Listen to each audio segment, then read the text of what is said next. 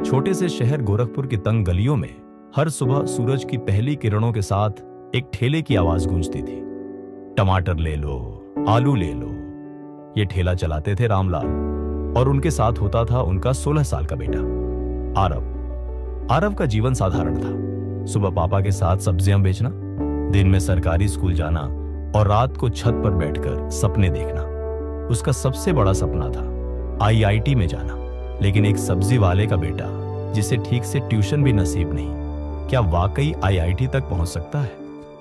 एक दिन स्कूल में एक प्रोफेसर ने बताया कि आईआईटी की कोचिंग क्लासेस शहर के कोने में खुली है, जहां फ्री में तैयारी करवाई जाती है अगर बच्चा एंट्रेंस क्लियर कर ले।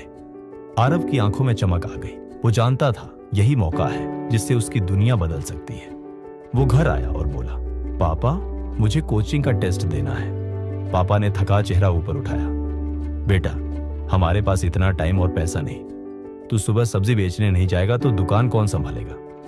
आरव चुप हो गया, लेकिन सपने नहीं मरे। कई दिनों तक उसने कोई बात नहीं की। वो खुद से लड़ रहा था।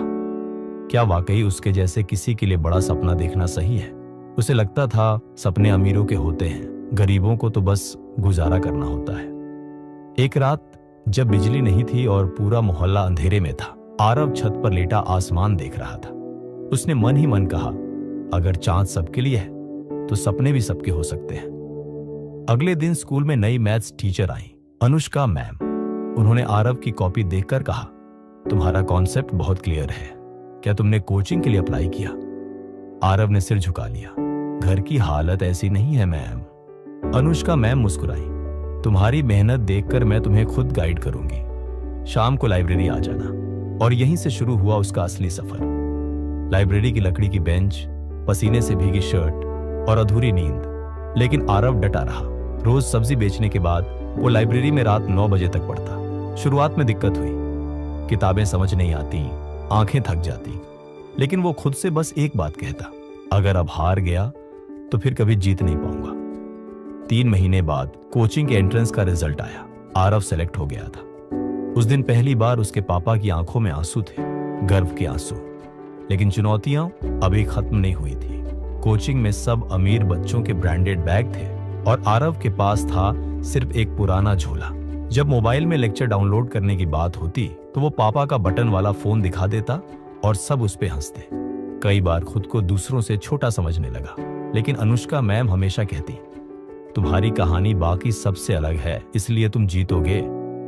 रात को नींद में भी सवाल हल करता था और सुबह फिर सब्जी की दुकान पर लग जाता।